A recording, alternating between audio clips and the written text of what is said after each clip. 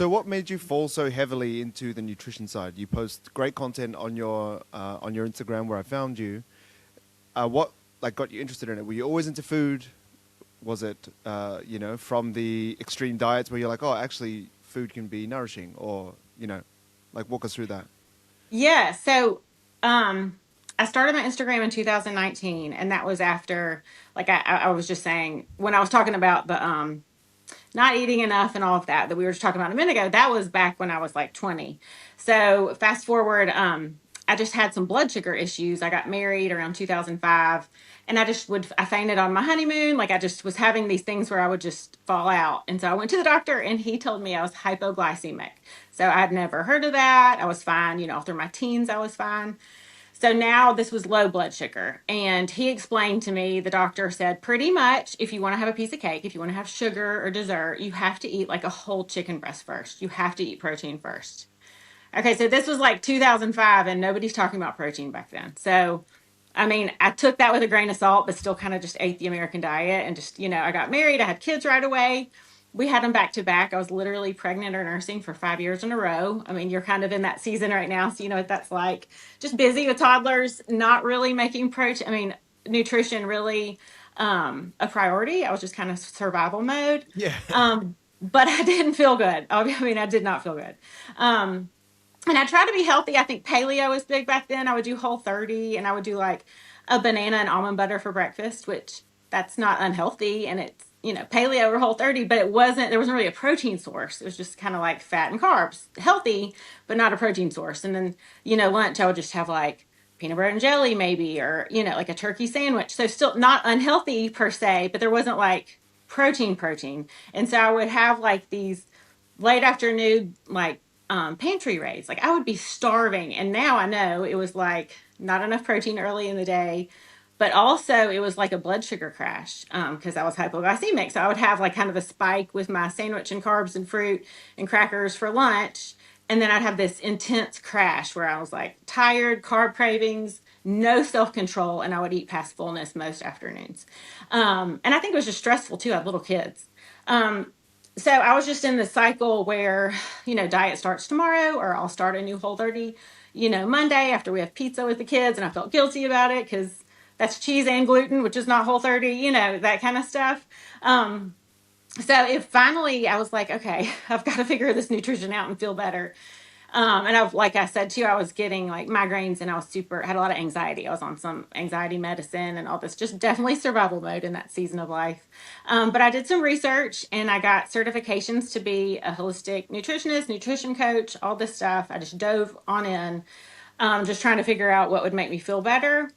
And my aha moment was like these full meal smoothies at breakfast. So it was like protein powder, it had healthy fats like avocado or peanut butter or something like that. There was fiber, and there was like this just right amount of fruit, like some fruit, but not too much fruit to keep my blood sugar stable.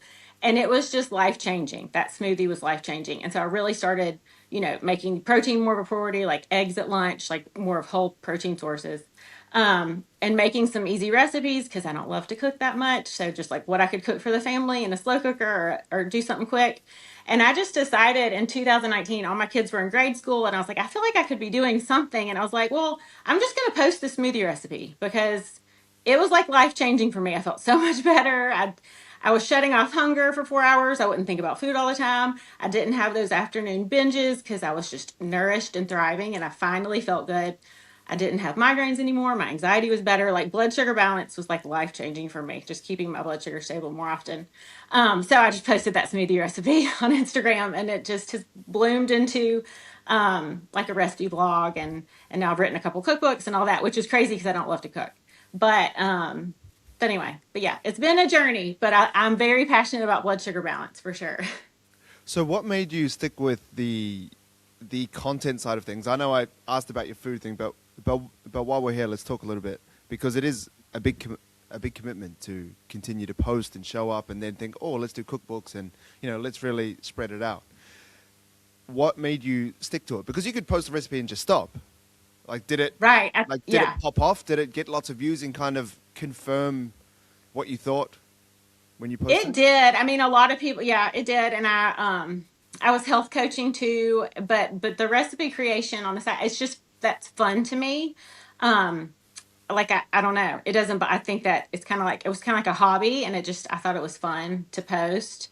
But yeah, some stuff went viral or it started growing, and I really felt like I was helping people, and people would just be like, I feel so much better with your recipes. You're right, like it's just life changing to have, because even some people will skip fat, or they'll do a smoothie that's just that protein and some fruit for breakfast. Well, the fat's important too. Like if I skip fat, I crave way more carbs in the afternoon. So it's like all the nutrients are really important. That first meal of the day kind of sets the tone for hunger and cravings and blood sugar for the whole day.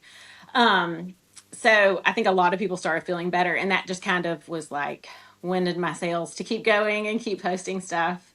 And Yeah. actually, my first cookbook I just did because some of my clients weren't on social media and they wanted my recipes, and I didn't have a website yet or anything, so I just self-published the first one. But the second one was a actual publisher, and all of that. So yeah, it was kind of like a hobby turned into a business, and then now, I mean, I have protein powder. I mean, now it's like my husband works with me. I mean, it's like blossomed into like a really like a company, which is funny because I'm not really a go-getter or like ever planned to be an entrepreneur or something like that. I just wanted Yeah, to but post some smoothies. yeah, I think when you enjoy it, and this sounds really cheesy, but when you actually, don't have to really go, okay, okay, okay, let's post, let's like, come on, Yeah. let's do it.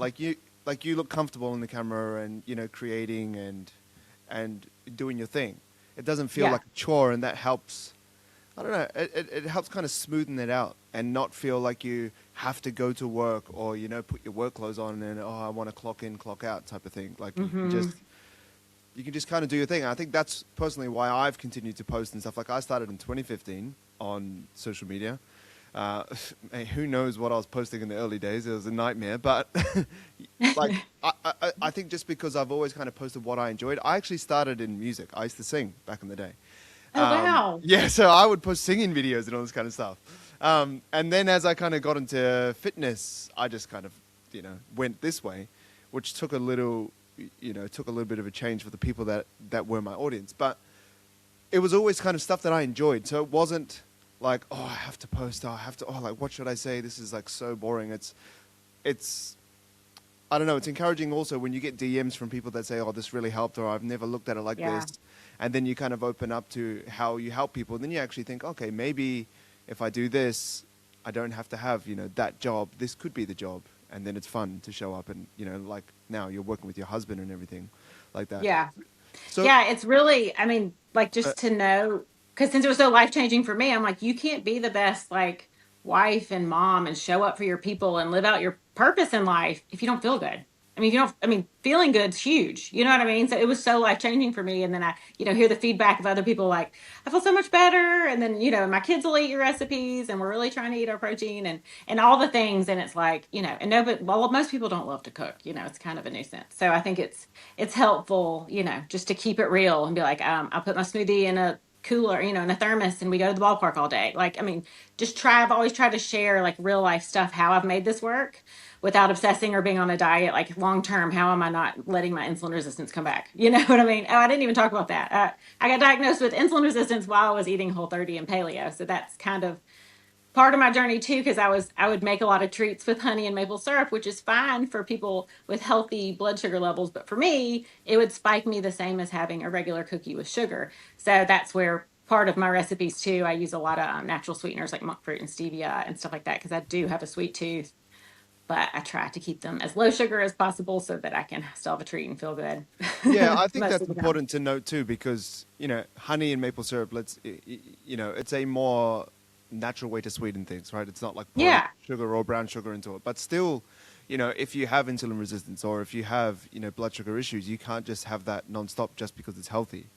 I think it's Right. important to note that it's not just a free for all on low processed foods or Right. health foods. You can't just eat whatever and whenever you want. Like for example, you can't just eat as much fruit and vegetables as you want. You can, but sometimes if you have too much fiber, that also makes you feel pretty average, because you Right. feel sluggish, you feel bloated, you feel like you have to sit down, or like you feel gassy, or things like Yeah. that. And I found that with coaching people when they're trying to gain weight, which isn't like obviously most people are trying to lose weight because they're overweight, but a lot of people that need to gain weight, they can't have broccoli and cauliflower and pumpkin and potatoes and like, Hmm. a clean piece of chicken breast, because that's going to be 500 calories when they need to hit 3,000, 3,500 for the day. They need to Right. beef it up with oils or foods or like less lean cuts of meat in it. And they're like, oh, Brock, but this is like bad foods, and I'm like, Yeah. we have to There's kind of not. There's no good and yeah, bad. Yeah. we have to get Yeah. away from that thinking and just kind of like eat for the goals, eat for your health, and be led with how you feel, which is, Right. what you were touching on.